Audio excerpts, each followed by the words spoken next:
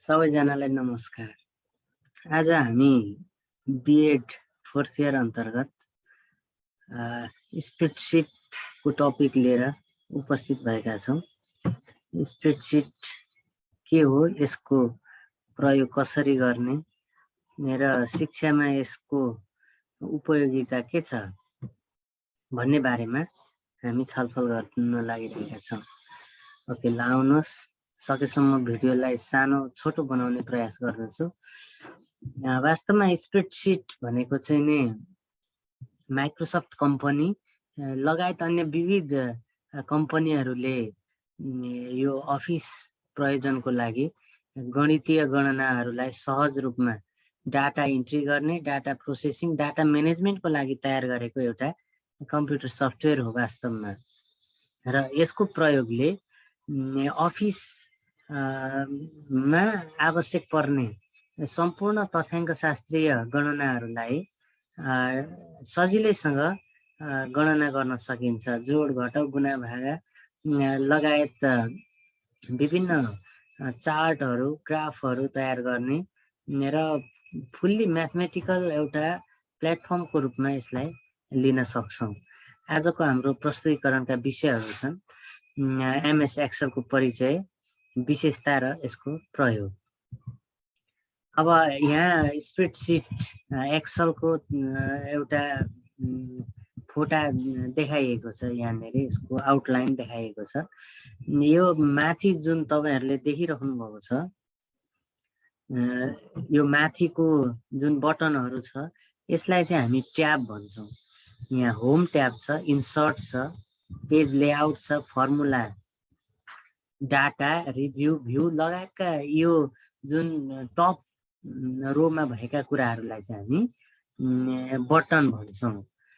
र यो भन्दा माथिल्लो यो भाग जुन तपाईले देखिराख्नु भएको छ, रिबन माइक्रोसफ्ट एक्सेल भनेको छ, यसलाई चाहिँ हामी टाइटल बार भन्छौं। Title bar भन्छौं। र अनि यो बटन भित्रका जुन आइटमहरू छ, बटन भित्रमा विभिन्न क्याटेगोरीहरू छ। क्लिपबोर्ड भन्ने क्याटेगोरी छ, यहाँ फन्ट भन्ने अर्को क्याटेगोरी छ, एलाइनमेन्ट भन्ने, यो नम्बरहरू भन्ने छ, स्टाइलहरू, यो विभिन्न क्याटेगोरी छ। यसलाई हामी रिबन भन्छौं। र अनि यिनीहरूलाई लगभग प्राय सबै माइक्रोसफ्ट प्रडक्टहरूमा चाहिँ नि यसको यो ट्याबहरूको सिस्टम सेटिङ समानै किसिमको रहेको हामी पाउँछौं। त्यसैले यो एउटा सिस्टममा हामी अपडेट भइसके पछाडि, जस्तो माइक्रोसफ्ट वर्डमा केही अनुभव भइसके पछाडि माइक्रोसफ्ट एक्सेल चलाउनको लागि धेरै नै सजिलो हामीले महसुस गर्दछौं। यो कुराहरूमा हामीले विचार गर्नुपर्दछ। र अब यो होम पछाडि इन्सर्ट मा पनि यस्तै खालका क्याटेगोरीहरू हामी पाउन सक्छौं। पेज लेआउट भित्र त्यस्तै अरू किसिमका क्याटेगोरीहरू हामी प्राप्त गर्न सक्छौं। अब माइक्रोसफ्ट एक्सेल को बारेमा कुरा गर्दाखेरि यो चाहिँ नि spreadsheet application launched in 1985 by Microsoft corporation. Microsoft कम्पनीले यो विकास गरेको सफ्टवेयर हो।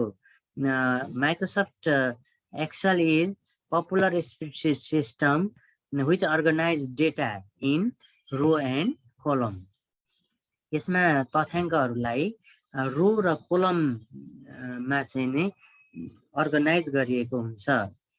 र रो र कोलमको जुन बाट संयोजन भएर साना साना युनिटहरू तयार हुन्छन्, त्यसलाई हामी सेल भन्छौं। त्यस्तै गरी that can be manipulated through formulas that allows the software to perform mathematical functions on the data. त्यसमा यो माइक्रोसफ्ट एक्सेलमा चाहिँ विभिन्न फर्मुलाहरू हामी रेडिमेड फर्मुला पनि प्राप्त गर्न सक्छौं र हामी लजिकल्ली विभिन्न फर्मुलाहरू क्रिएट गर्न सक्छौं। र यसले गर्दाखेरि त्यो काम गर्ने मान्छेहरू छ एकदमै युजर फ्रेन्डली किसिमबाट तयार गरिएको छ।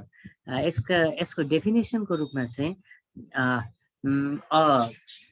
software program created by Microsoft that use spreadsheets to organize number and data with formula and function. फर्मुलाहरू सूत्रहरू र विविध कार्यहरू सहित हामीलाई जो संख्यात्मक तथ्याङ्कहरू को डाटा इन्ट्री गर्ने, डाटाको चाहिँ प्रोसेसिङ गर्ने, डाटा म्यानेजमेन्ट गर्ने र आउटपुट निकाल्ने जुन एउटा कम्प्याक्ट जुन सिस्टम छ त्यसलाई हामी माइक्रोसफ्ट एक्सेलको रूपमा लिन सक्दछौँ। माइक्रोसफ्ट एक्सेलको बारेमा हामीले अघि नै छलफल गरिसक्यौँ। यो चाहिँ 1985 बाट व्यावसायिक रूपमा सुरुवात भएको हो र पछिल्लो समयमा सन् 2019 मा लेटेस्ट भर्सन उपलब्ध छ र सबै कुराहरू चाहिँ फ्रीमा उपलब्ध छ। धेरै कुराहरू हामीले यसमा निशुल्क नै प्राप्त गर्न सक्दछौँ र यसमा हामीले सूत्रहरू मार्फत हाम्रा कार्यहरूलाई सहज रूपमा एउटा आउटपुटको रूपमा प्राप्त गर्न सक्दछौँ। यसका केही फिचर्सहरूको बारेमा यहाँ प्रस्तुत गरेको छ। इजी फर्मेटिङ, सजिलैसँग यसलाई निर्माण गर्न सकिन्छ। त्यस्तै अर्को फिचर रहेको छ समयको बचत हुन्छ। हामीले थोरै समयमा धेरै कामहरू फङ्सनको माध्यमबाट, फर्मुलाहरूको माध्यमबाट छोटो समयमा धेरै कुराहरू सम्पादन गर्न सक्छौँ।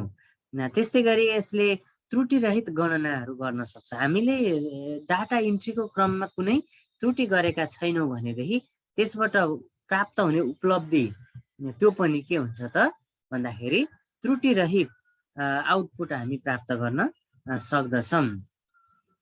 त्यस्तै यसको अर्को महत्त्वपूर्ण फिचर रहेको छ, हामीलाई केही विषयहरूमा चाहिँ नि कठिनाइ उत्पन्न भयो, कन्फ्युजनहरू भयो भने ती कठिनाइ र कन्फ्युजनहरू दूर गर्नको लागि एक्सटेन्सिभ हेल्प सर्भिसहरू हामी प्राप्त गर्न सक्छौँ। अफलाइन सर्भिसहरू पनि हुनसक्छ, अनलाइन सर्भिसहरू पनि, हेल्प सर्भिसहरू पनि उपलब्ध हुन्छ। तिनै सर्भिसहरूको सहायताले हामीले आफ्नो कामलाई सहज रूपमा सम्पादन गर्न सक्दछौँ।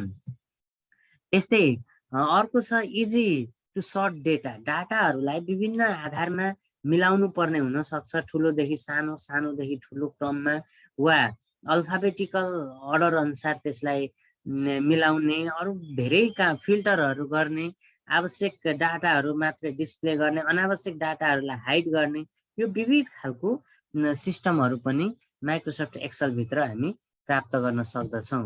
अर्को महत्त्वपूर्ण फिचर्सको रूपमा रहेको छ टेबल र ग्राफिक्सहरू।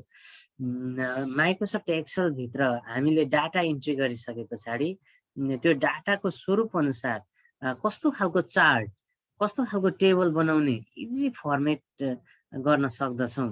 त्यसैले त्यसको अतिरिक्त यसले तपाईँलाई आफ्नो डाटाको तथ्याङ्कको स्वरूप अनुसार कस्तो किसिमको चित्र, रेखाचित्र आवश्यक पर्दछ त्यसको बारेमा पनि यसले सहजीकरण गरिदिन्छ।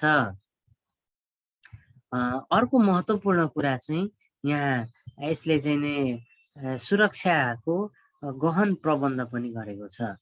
माइक्रोसफ्ट एक्सेलका जुन डकुमेन्टहरू छन् ती डकुमेन्टहरूलाई अरूले प्राप्त गर्न नसकुन् भन्ने हिसाबबाट गोपनीयता कायम गर्नको लागि पासवर्डको सिस्टम पनि यहाँ रहेको छ र मुख्य विशेषताहरू यस्ता रहेका छन्। यसको प्रयोगको कुरा गर्दाखेरि यो डाटा इन्ट्री गर्नको लागि विद्यालयसँग सम्बन्धित, कलेज, युनिभर्सिटीदेखि लगायत व्यापार व्यवसायसँग सम्बन्धित विविध तथ्याङ्कहरू इन्ट्री गर्नको लागि यसको हामी प्रयोग गर्न सक्छौँ। त्यस्तै गरी डेटा म्यानेजमेन्ट, ती इन्ट्री गरेका डाटाहरूलाई आवश्यकता अनुसार त्यसलाई डिस्प्ले गर्ने अनि त्यसलाई आवश्यकता अनुसार पछि सुरक्षितसँग भण्डारण गरेर राख्नको लागि समेत यसको प्रयोग गर्न सकिन्छ।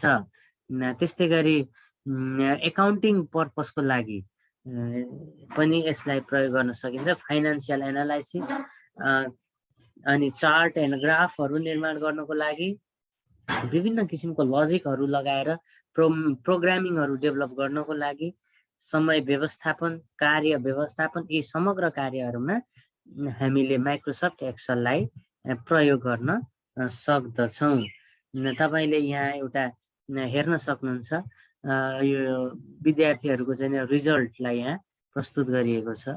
John, Lija, Rica, Jessica, cress उनीहरूले प्राप्त गरेको प्राप्ताङ्कलाई यहाँ रिजल्ट सिटको रूपमा प्रस्तुत गरिएको छ। अब यसको थप एप्लिकेसनको कुरा गर्दाखेरि केमा प्रयोग गर्न सकिन्छ त भन्दा preparation of annual reports, preparation of annual budgets, preparation of income statement, inventory control, account payable and receivable and payrolls and invoice, यो विविध कार्यमा यसलाई हामी सजिलैसँग प्रयोग गर्न सक्छौं। धन्यवाद।